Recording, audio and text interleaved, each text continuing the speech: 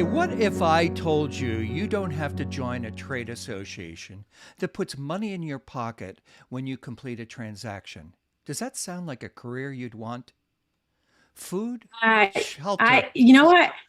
I think absolutely not. I would want a career that reinvesting back in the business and reinvesting back in our industry makes good business sense. Food, shelter, and clothing are essential to all living people. This trade association you don't have to pay for will provide you education and information to help you do a better job because they're focused on the essentials of shelter and what that means to our country while you're protecting your pennies. Welcome back to Broker Talk, our weekly show about the real estate industry best practices for sneaky great results. I'm Larry Lawfer, your host each week. If you like the content we share, like, subscribe, share on your page, or just send us a note. We'd love hearing what you're interested in knowing more about. RPAC, the Realtor Political Action Committee, is made by realtors. This trade association you don't need to belong to be served by, and it's used to elect candidates who understand and support their interests. These are not members' dues. This money is given freely by realtors in recognition of the importance of the political process. Realtors Political Action Committee and other political fundraisers are the key to promoting and protecting the real estate industry.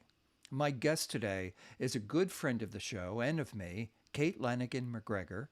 She's an educator, a coach, a broker, an entrepreneur, a community and industry leader, a great mom and great wife, and so many other things.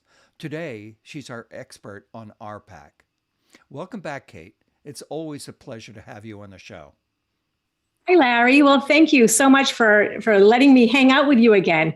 I do enjoy your show all the time. And I think that you bring such a great service a sneaky great service to our industry with your podcast. So thank you so much for your podcast. Well, I appreciate you saying so, and I'm a big fan of your morning podcast, Rise. Rise, isn't it called Rise? It's Rise, time for time and money freedom. Yeah, Rise for Time and Money Freedom. Let me ask you a question. I understand that this money is given to RPAC is used to assist legislators who protect the interest of the real estate industry. Some legislators are in fact realtors, and yes, therefore they're protecting our homes. I know that's a good and a great thing, and I'm proud to be one of those contributors. But let me ask you the question every skeptic out there wants to know. What's in it for me? What has RPAC done for the real estate industry, say for the last year? What do they use this money for? You know what? That's a really good question, Larry. And before I tell you what we've done, I want to just say a little bit about the Realtor Political Action Committee. As you said, it advocates for our number one goal, which is homeownership.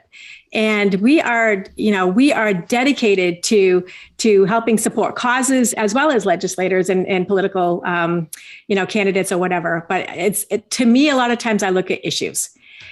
I want to just tell you that I have never, and I've been involved in RPAC for many years, been so impressed as to the results that our activism with RPAC has done since we've had this pandemic. And I want to just kind of start at the beginning of the pandemic. So the pandemic hits, and within a day, everything shuts down. And I remember looking at, I remember where I was sitting when it happened. And I was like, oh my gosh, my husband has his own business. He had to close. I had to close. I said, how are we going to do this? We still have kids in college. And I just had this lump in my throat. And, anyway, within days, the Realtor Political Action Committee, our Realtor Party, if you will, was active in Massachusetts of getting us deemed as essential. And the thing that's really 3 days, thank you. 3 days to get us deemed essential. Now we have our friends in other states that never got deemed essential and that actually had to shut down their business for months. And our activism and our leadership that we have had that fast turnaround time for getting us to be deemed essential. All right. So we have to stagger our showings. We have to wear at that time. That's number one. Yes, number one. And at that time, yes, we got booties on, we got gloves on, we have masks on, we have special showings, we have disclosures. Everything within a week was up on a website for us in Massachusetts. And again, the National Association of Realtors was doing many other things as well. But for us right here in Massachusetts, it was like dramatic, the support that we got. So then second of all is, okay, but like courts are closed. And how are we going to close? The Registry of Deeds is closed. What are we going to do? How can we close our transactions? Next thing you know, we have remote closings. Okay, for the emergency that we were in, they deemed that we were able to do remote closings. Two things so far. Yes. So this is two things within a matter of a month. Okay. Now let's fast forward, I think maybe a couple months, and there's the package came through of all the monies that were coming out.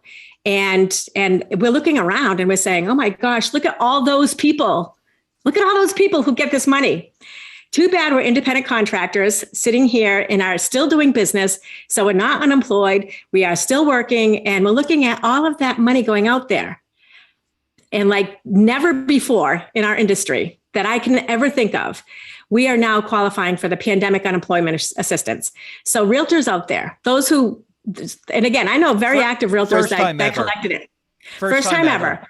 So we're out there and we are now collecting a PUA paycheck. Okay. Or if you're a homeowner, I mean, if you're a business owner, you are qualifying for the EIDL.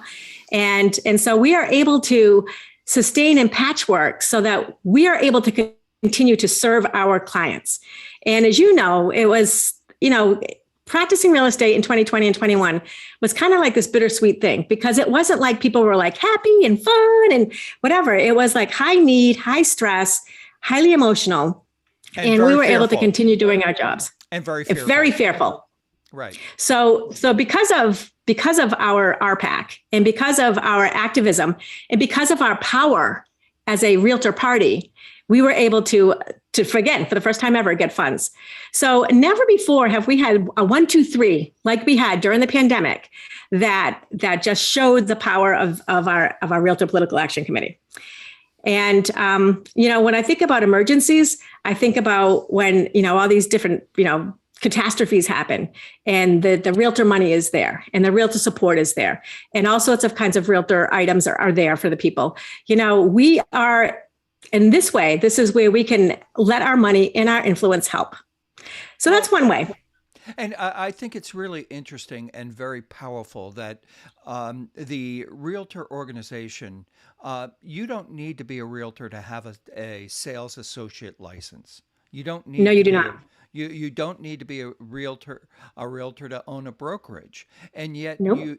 these people and the industry benefits from that, whether they pay or not. And Absolutely. thank God there's at least a third of an organization that's willing to support this, because they say, if I help you put money in your pocket because of the PUA for our lobbying on that issue, that itself is a wonderful thing. It is, and as you said, this trade organization is a voluntary organization for us realtors. Right. In many areas across the country, in order to get MLS rights, you have to be a realtor. Right. Now, we have some of that a little bit in little pockets of our state, but by and large, anybody that's a realtor brokerage is there on a voluntary basis. So those people have chosen to be a realtor. And of them, at least a third to a half have also decided that they're going to invest in their RPAC as well. And so I think that speaks volumes to the kind of appreciation that we have for the system. There's so much more to, Larry. When we're just talking about financially, I want to just throw one more thing in there. And that is that about 2 years ago, a little bit over 2 years ago, there was a broad-based sales tax that was going to go on our commissions. Okay. The tax actually went through, and I think it was Massachusetts, and it was 6.25%. And they said, when it came through, you realtors are like, you real estate brokers, you real estate licensees, you people who are getting real estate commissions, that's going to be taxed on you as well. And because of our activism, we were able to stop that. And we are not paying that tax. Right. So when you talk again about that investment and how does that pay, the power of the PAC, right? In this case, our RPAC, the power of the PAC stopped that from happening. So many times RPAC does things and No, I'm sorry, that's 6.25% more in your percent pocket. every single transaction. And that would, and again, I mean, we pay taxes as independent contractors, so we pay our fair share of taxes. This would have been in addition to that. I'm going to do I'm going to do another show soon about whether you should be self-employed, whether you should be an LLC, whether you should be an S corp. There's so much tax implication. That's another show. We're talking about Yes. RPAC today, and being in a trade association, a professional trade association, gives you access to information you wouldn't have if you're sitting out there just doing it by yourself. I said they offer it freely, and they do, but they don't offer the real good nuggets. The real good nuggets, you got to be a member, like anywhere. Yes. Yes. Well, I mean, the thing is that even if, so a lot of times what happens with being a realtor is that you join a brokerage, and if that brokerage is a realtor brokerage, then you need to be a realtor. And if that brokerage is not, then you do not need to be a realtor. Yeah. You can't actually. You need to be working with a broker that does that. Right. So a lot of times when you are new to real estate, like you're not looking at it as this investment into yourself. You have spoken so many times about, I think you talked to Andy Sarno about the code of ethics not too long ago. That is like, to me, the big why on being a realtor is because we want that ethical practice that's out there. We treat this like a business. We are in this to be the best professionals that we can be. And being a realtor, I think, is really intuitive to that. Taking it to the next, I can see your hands going like. I just wanted to say that we are the first trade association that ever legislated our own organization before they were legislated by state or local federal government. We stood up back in the early 1900s and said, we need to do this better. We need to do this ethically. And they laid out the rules. Yes. They did, but before that, they described us as sharpshooters and what was the other one? Sharpshooters and I don't know, slingers or whatever. They still do, though.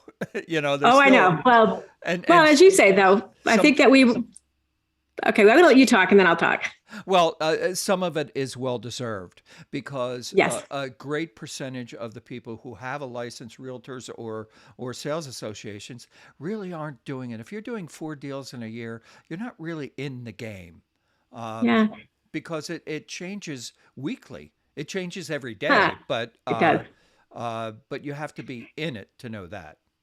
So what I can tell you about that and how I feel about that is that being a realtor, there is education available all the time. As you say, I'm an educator. I am a National Association of Realtors certification and designation provider.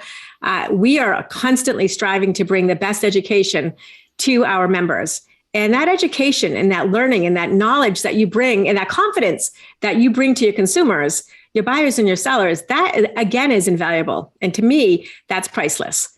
So, I mean, I would always say, like, if you're choosing between a non-realtor company and a realtor company, choose the realtor company because you have that professionalism, that leg up, and the resources to so many things.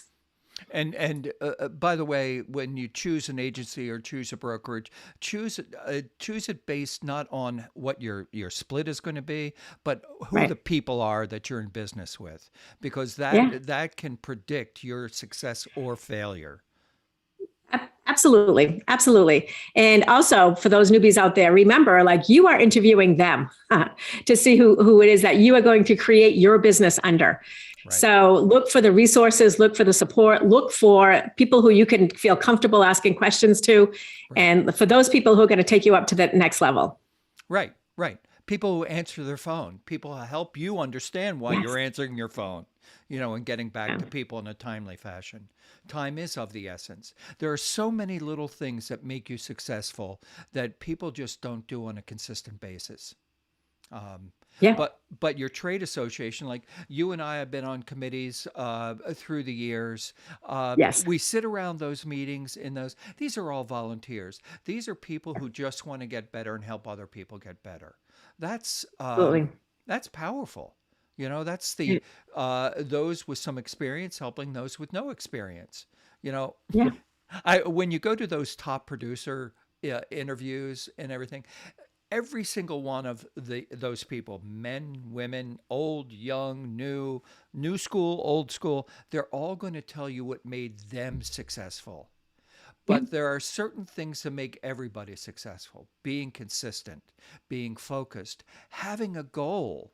Yeah. Those are individual things. Those aren't something that some great producer can give to you, because Right. you have to be with them to watch them to understand. But that's why I say be in a good brokerage where Well, people. and role models, like, you and I were talking this morning, and you're like, I got to get off the phone. I have my accountability partner.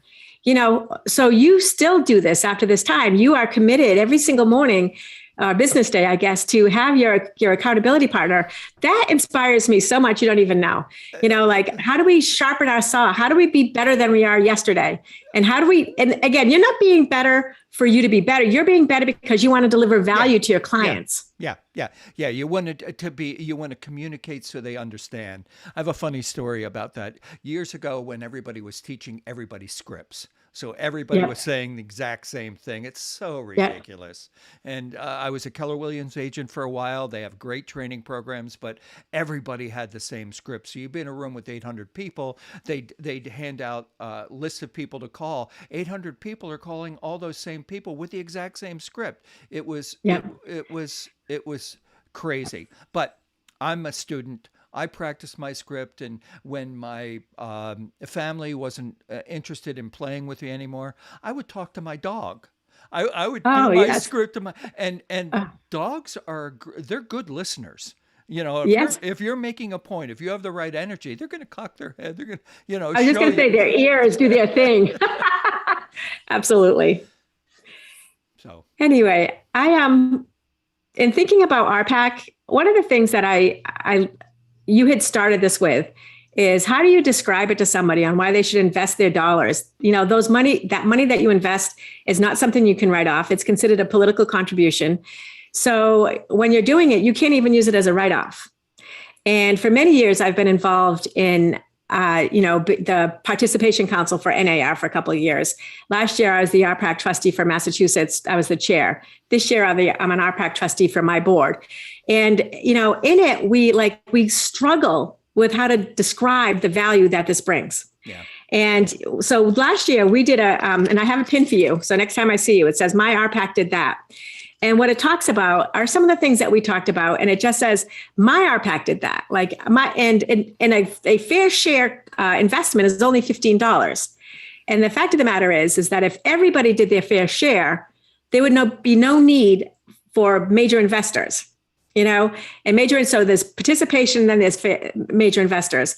The thing is that some of the things that we mentioned are that we live in an area where there's flood issues all the time. Good flood, point. the flood act is coming up they only kick it down for 6 months or 9 months or whatever.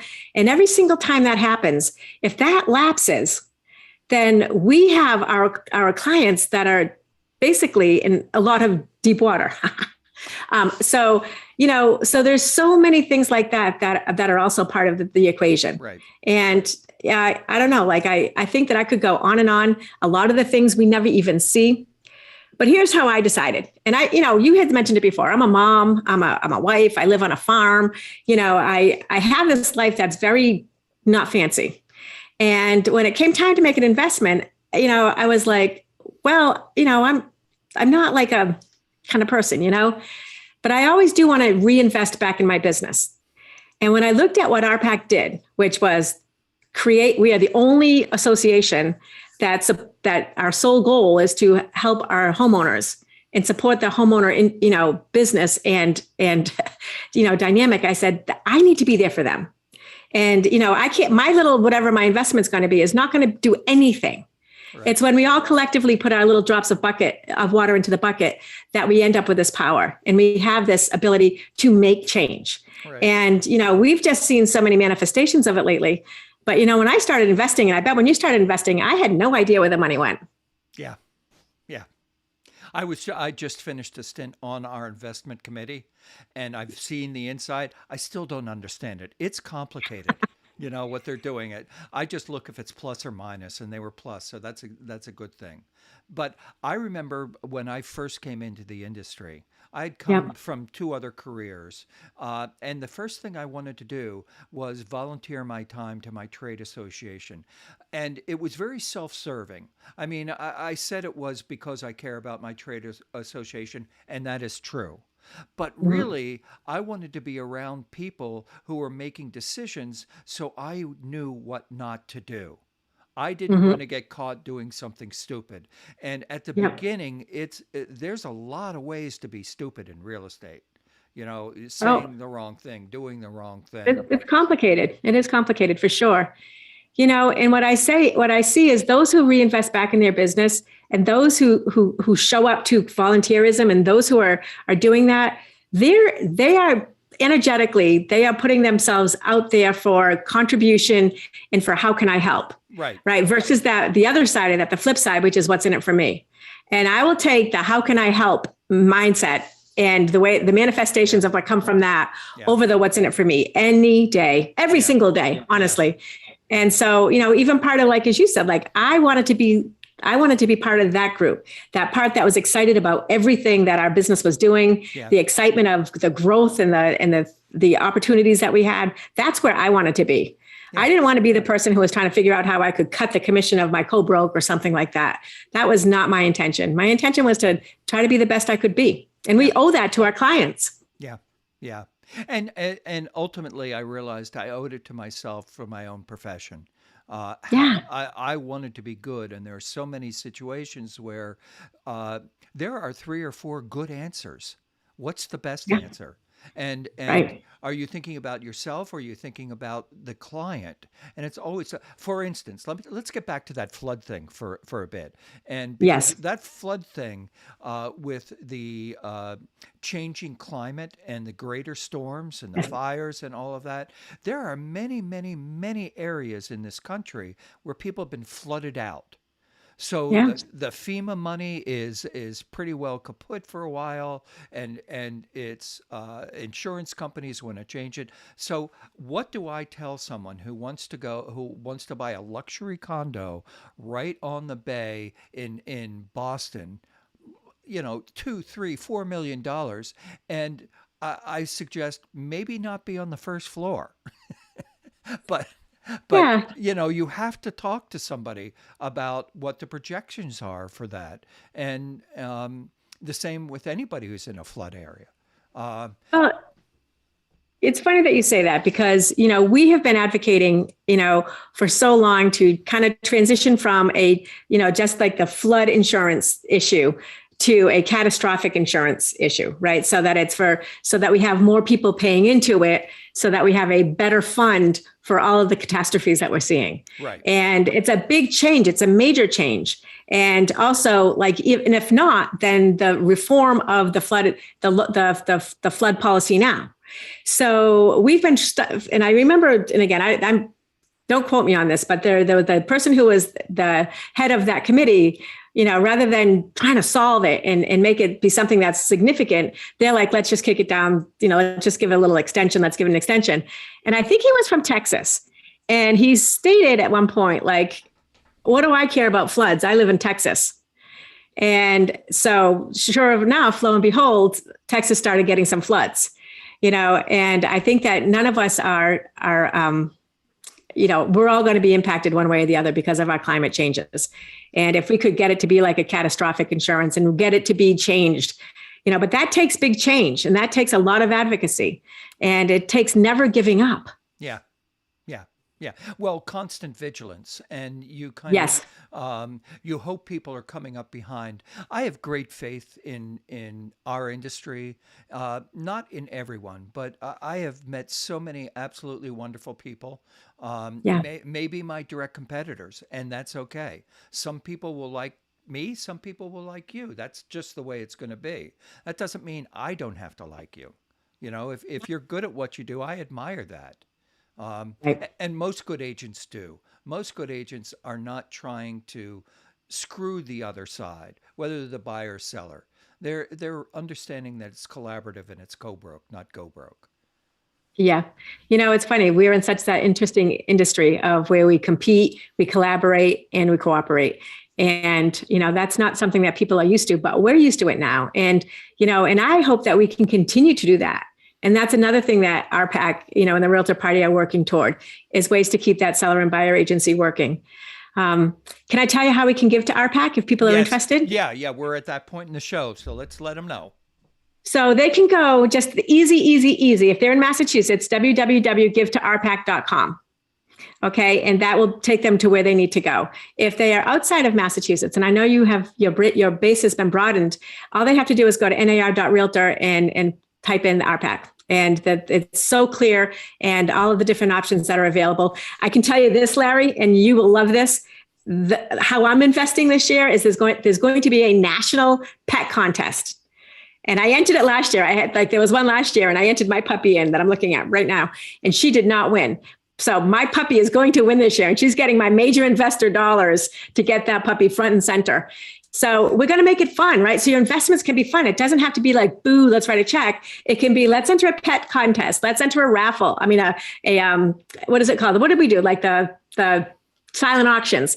There can be a lot of different ways of working your investment. Talk to people at your board, call me. I'm happy to talk with anybody about this and give you all sorts of ways of making it fun and engaging with people while you're at it. It's such a good investment. What's that? Give them a phone number. 508-728-3648. And I would love to chit chat with any of you.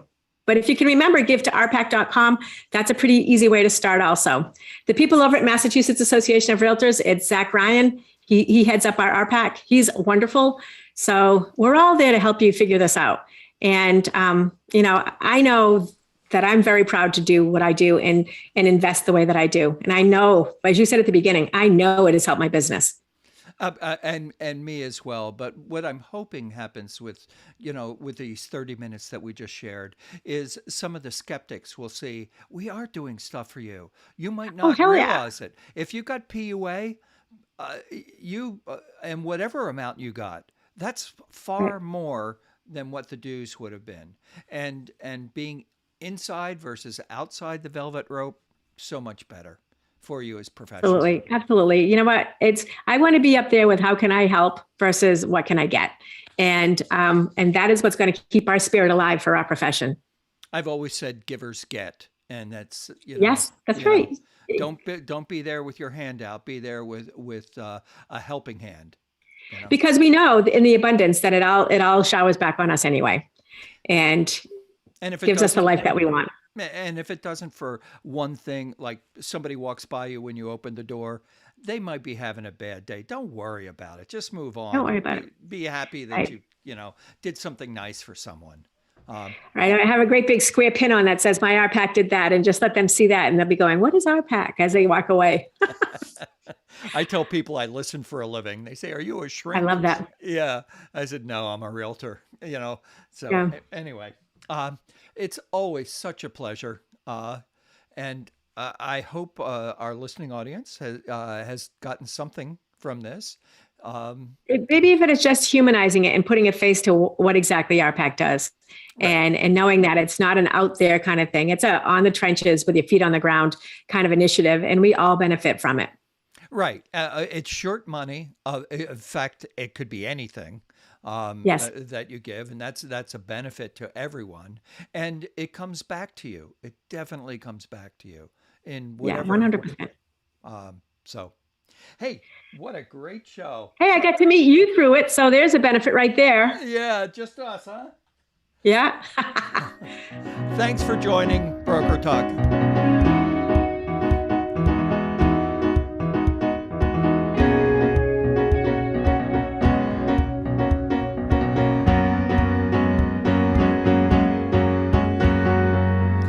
Join us next week for another great show. Thanks to Kate Lanagan MacGregor.